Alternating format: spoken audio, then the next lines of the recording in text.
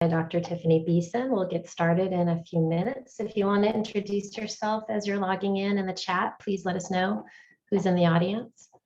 Really excited to see folks joining.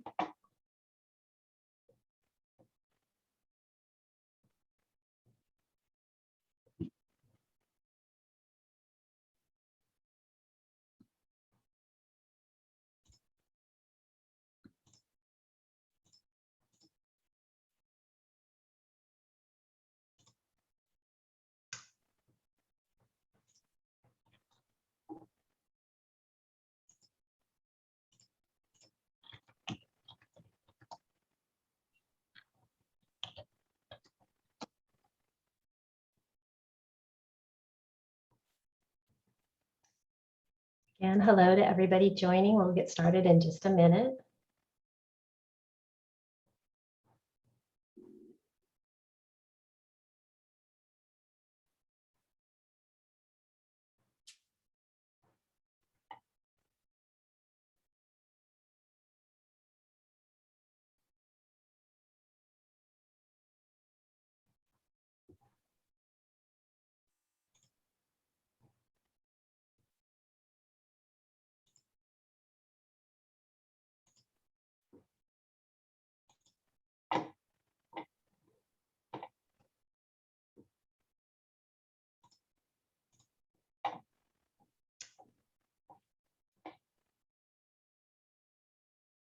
Okay, I think we can get started.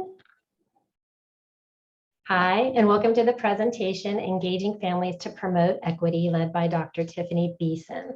I hope this is the session you thought you signed up for. If you happen to want to attend the sessions by Tammy or Yasmina, you can access them on the Summit website on the Agenda tab. And we'll also place the link in the chat if you're trying to get to another place. But if I were you, I'd stay here because this is going to be an awesome presentation. Just a few friendly reminders. Please select everyone when you use the chat function so everyone can see your message. Later, we'll have time for some Q&A, we hope. And if not, Tiffany said she'd be welcome to sharing her email address so you can communicate with her directly if there's some questions that you have that we weren't able to get to. Closed captioning is available, and thank you to our transcribers so much. All you have to do is click on the closed caption button and the show subtitle button on the bottom. So without too much further acknowledgement, because I'm hoping you all saw Tiffany's wonderful contributions to our panel presentation today, I'll just reintroduce her briefly and say Dr. Beeson is a licensed clinical and community psychologist at the National Center for School Mental Health and an assistant professor in the Division of Child and Adolescent Psychiatry at the University of Maryland School of Medicine. We are so happy to have you here with us today, Dr. Beeson, and the virtual stage is yours. Thank you for the introduction, and I am happy to be here, and thank you all for joining me today for my presentation talking about engaging families to promote equity and student mental health and well-being.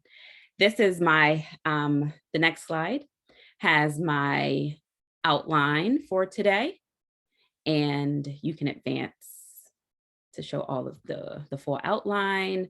I will be starting off with a brief overview with some important background information, specifically defining trauma, broadening that definition, talking about a framework of racism and how it shows up in schools. And then I will introduce and make an argument for cultural responsiveness, anti-racism, and equity practices or care practices in schools. And then the bulk of my presentation will focus on strategies that enhance cultural humility, and strategies that foster safety and support of students and promote positive mental health. And these are specifically strategies that educators can use in order to enhance their cultural humility, engage in meaningful youth and family partnership, learning from families as the experts, supporting culturally based strengths, overcoming barriers to engagement in services, and finally, strategies for practitioners to promote social justice through systems change efforts.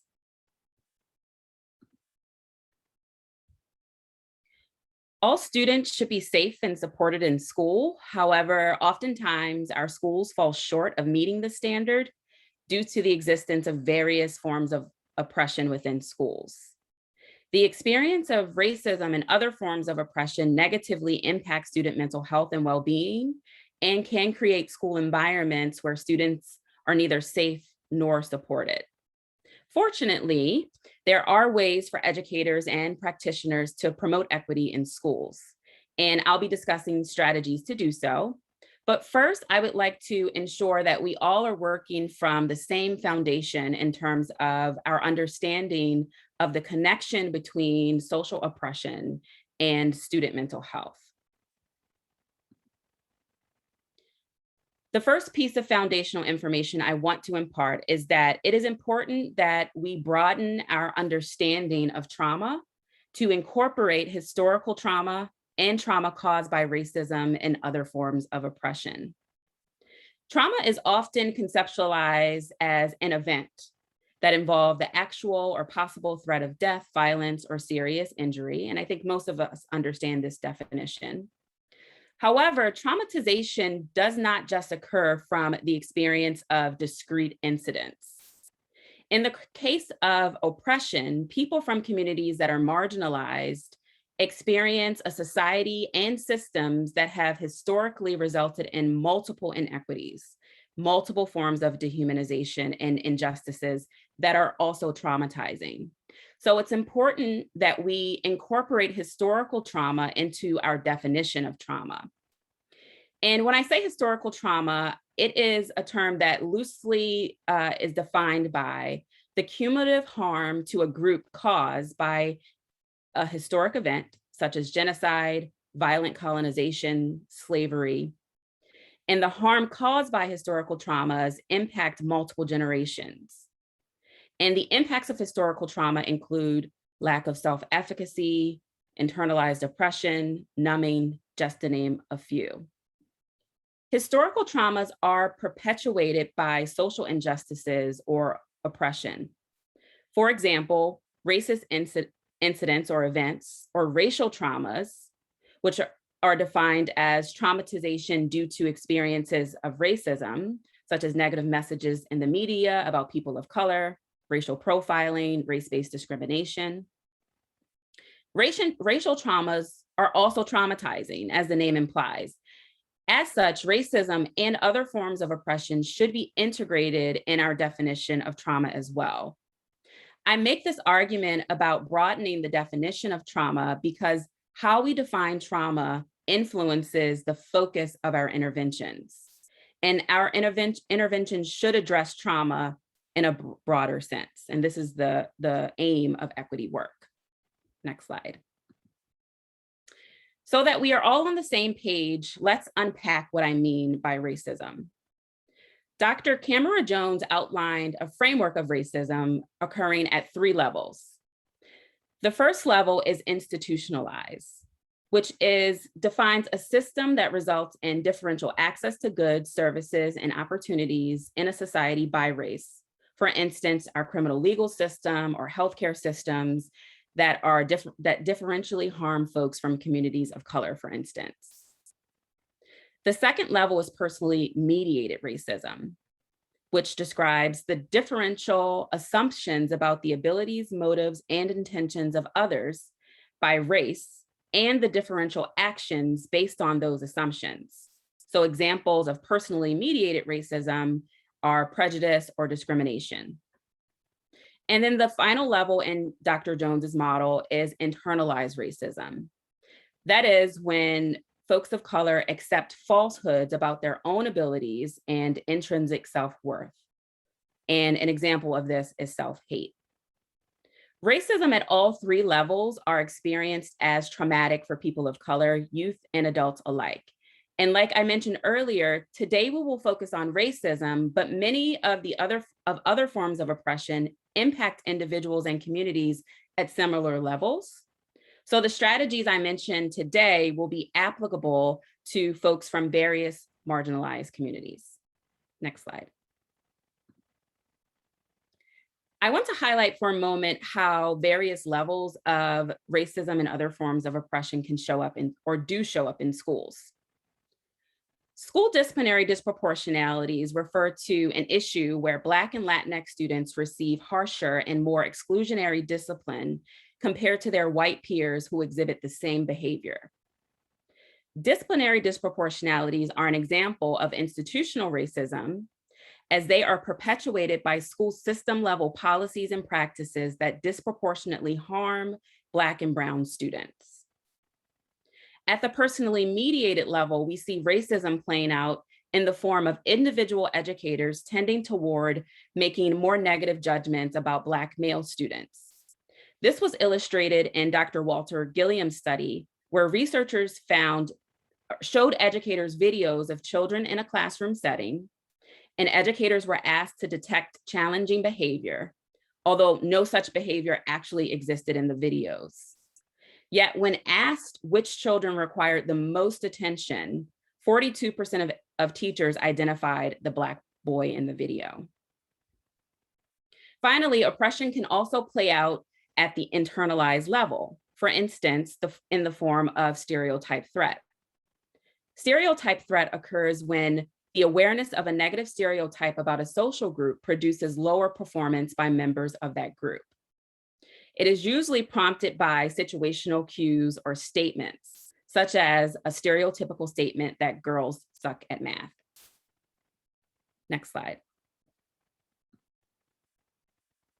Given the impact of racism and other forms of oppression at those various levels and their impacts on well-being of students, the humane response to oppression in schools is culturally responsive, anti-racist, and equity practices or care practices. And I want to highlight or outline what I mean by care.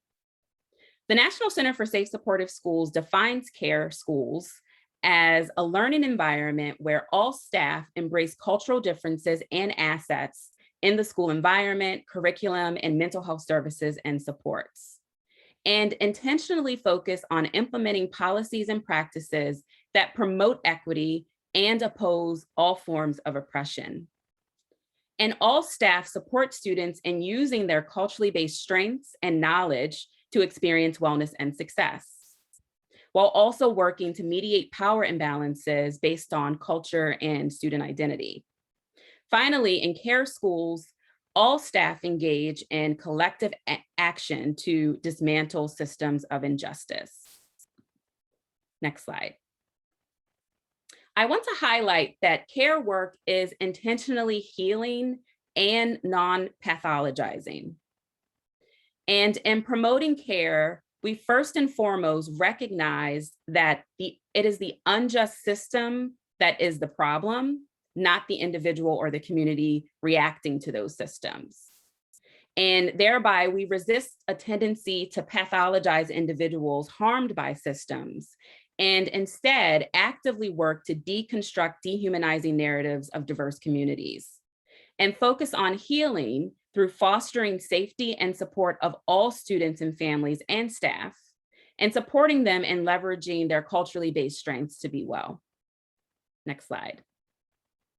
Today, my focus from this point on will be engaging families to promote equity or care, with specific focus on engaging families impacted by racism and other forms of oppression that often result in their strengths and needs being undervalued in our schools.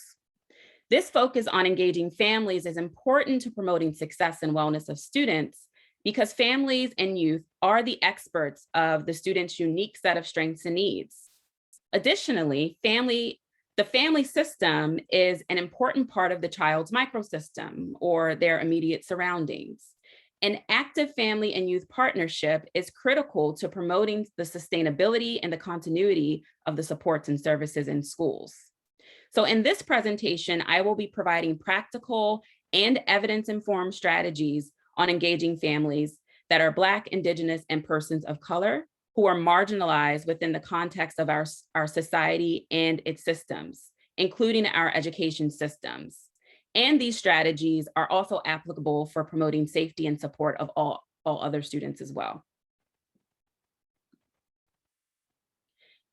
A prerequisite to promoting equity or care in school is fostering our own personal cultural humility and awareness. Cultural humility is defined as the ability to maintain an interpersonal stance that is other-oriented or open to the other in relation to aspects of cultural identity. Those who value cultural humility seek to learn about diverse cultures.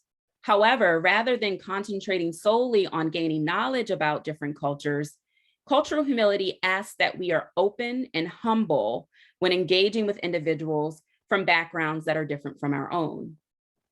And I intentionally avoid the language cultural competence because this language sometimes unintentionally implies that this process of demonstrating cultural humility has an endpoint, when this is simply not the case.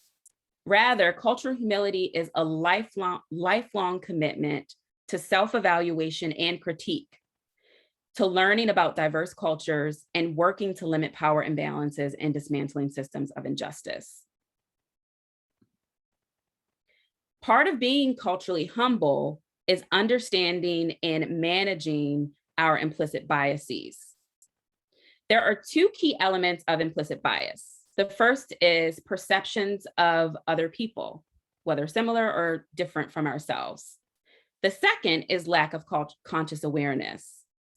Implicit biases are often aligned with negative societal messages or stereotypes about groups. Implicit biases are pervasive, meaning everyone possesses them, including educators who value equity. And our biases tend to favor our own groups, but we can also have biases against our in-group. An example of this is internalized racism, as we discussed earlier. The good news is that we can manage our implicit biases by engaging in critical reflection to understand our worldviews, our biases, and their impact on our thinking behaviors and relationships with the students and families we serve. When we as educators take time to reflect on our belief system, it raises our consciousness about our biases, which can support us in being intentional about promoting equity and avoid perpetuating injustices in our classrooms and schools. And there is a resource from Facing History and Ourselves that is being populated in the chat box. I encourage you all to visit that website. And this particular resource is for educators looking to promote equity through engaging in self-reflection. Next slide. The next tip for promoting equity is engaging in meaningful youth and family partnership. And a team of researchers identified key components of effective family involvement programs, and they are listed here on the slide, including recognizing the contributions of families, seeing families from a strengths-based lens, understanding that it is taking on the responsibility of maintaining or establishing and maintaining a line of communication with families, encouraging and supporting families' involvement in school, supporting learning activities at home, and involving families in decision-making, governments, and advocacy processes. So giving families a seat at the table as well as a voice at the table. And then finally, utilizing collaboration and exchanges with community organizations. Next slide.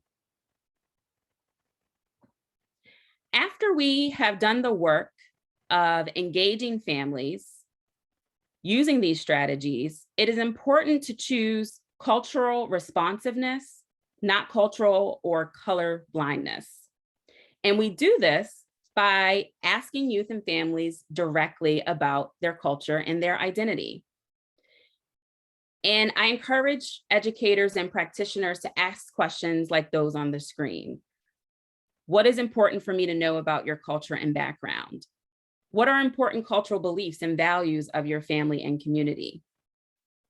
All of your efforts to focus on cultural and community-based strengths are an important way to help students feel included and valued, especially students from communities that are the subject of negative stereotypes that undermine their cultural strengths.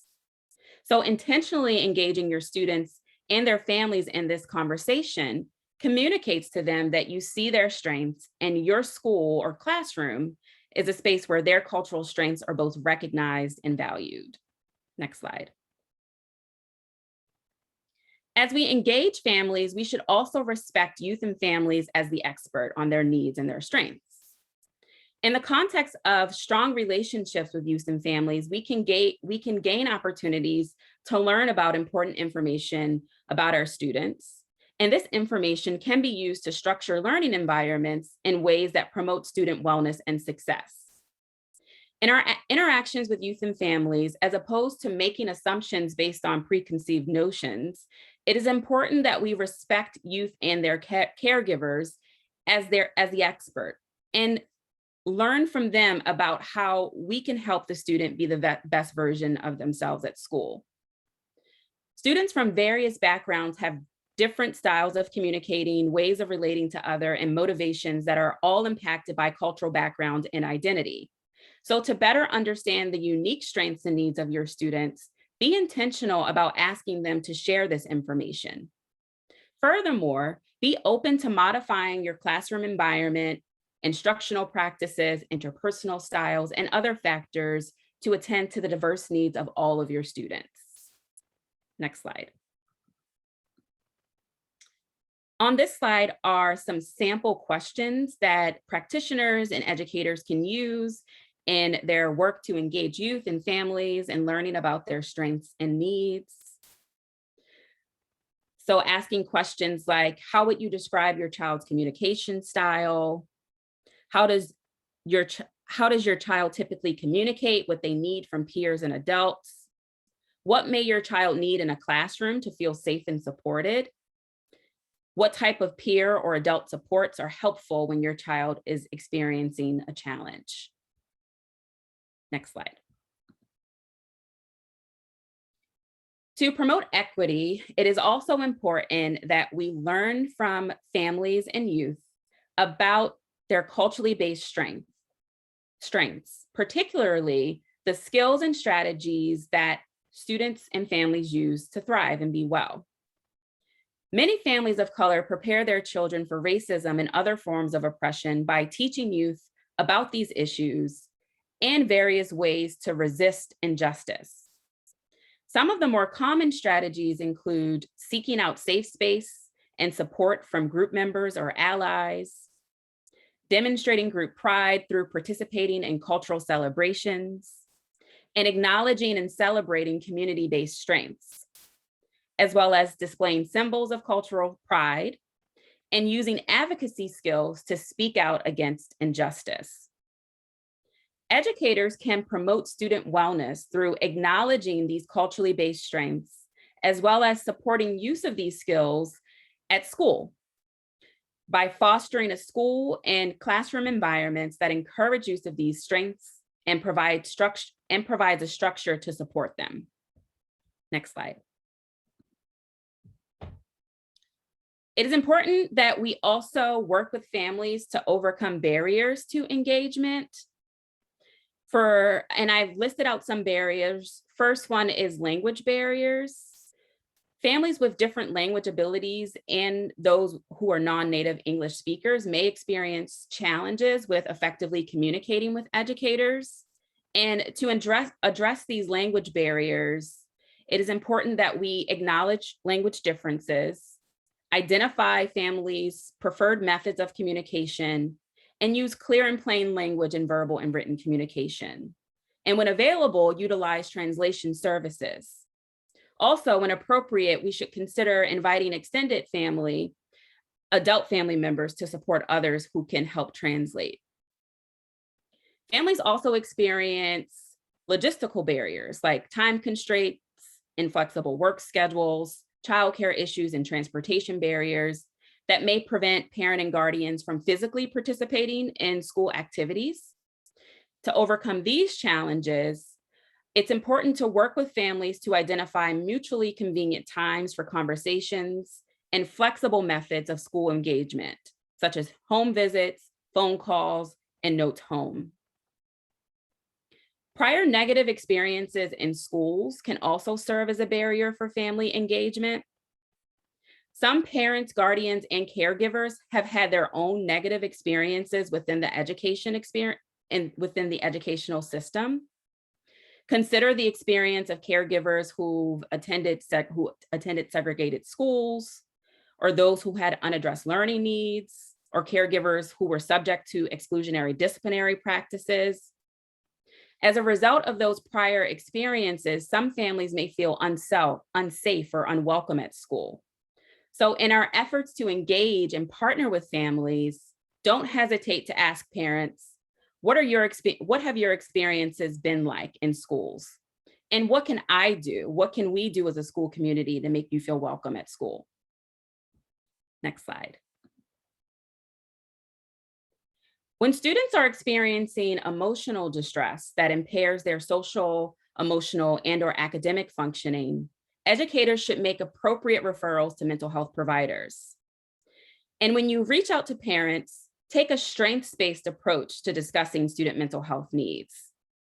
Within many cultures, there is a stigma associated with mental health difficulties, and caregivers and parents may feel defensive if they believe their child is being labeled by their problems and not appreciated for their strengths.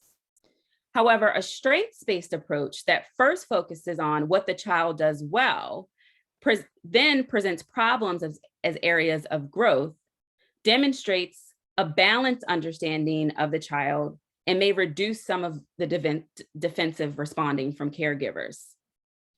During referral conversations, it's helpful to talk about the child's potential and how their emotional and/or behavioral difficulties impact their learning and functioning, and present mental health services as extra supports that are available to students to help them overcome difficulties and reach their full potential. Next slide. It's also helpful for educators and practitioners as they are making referrals to know that families experience barriers to accessing treatment, and there are several ways that we can support families in overcoming those barriers. Some specific strategies include, first, validating the student and family's feelings, especially concerns or worries about stigma or being treated unethically by providers. Informing families that mental health problems in children are common and quality services and supports are helpful. Acknowledging the history of unethical practices and educating families on the fact that harmful practices are banned among professional academies and agencies, and also that there are many therapists that have specialized training in providing affirming and effective care for people from diverse communities. And then encouraging families to openly express their needs to providers that they do encounter, and ask providers questions about their training to ensure that the therapist is a good fit. And then also consider referring families to providers who are already known to the school community if there are not school-based providers in your school. Next slide. I just wanted to note, in doing all of this work to support families in the classroom, it's important that we don't stop with the family engagement and resilience promotion. And if we truly want to promote equity in school and social justice, it's important that we pair our resilience promotion work with work to change systems. And related to that, next slide, I encourage every practitioner and educator to be intentional around championing and serving as an advocate for systems level change. This final strategy allows us as practitioners who are in the position of relative power compared to many of the students and families we serve to use our position of privilege and power to dismantle the systems that harm families and students. And I'll stop there because I know we're running low on time. Thank you for your engagement. Thank you so much, Dr. Beeson. I wish we could give you so much more time because this has just been amazing, and you've given us so much to think about, concrete steps we can take to support students and families and create safe and supportive, compassionate learning environments. Thankfully, we next transition to a 30-minute break so we can digest some of this information, maybe even digest a little bit of food, and perhaps participate in a mindful meditation break to rejuvenate ourselves for the rest of the day and really take all of these important messages to heart. So thank you so much. Try a mindful meditation moment if you all can.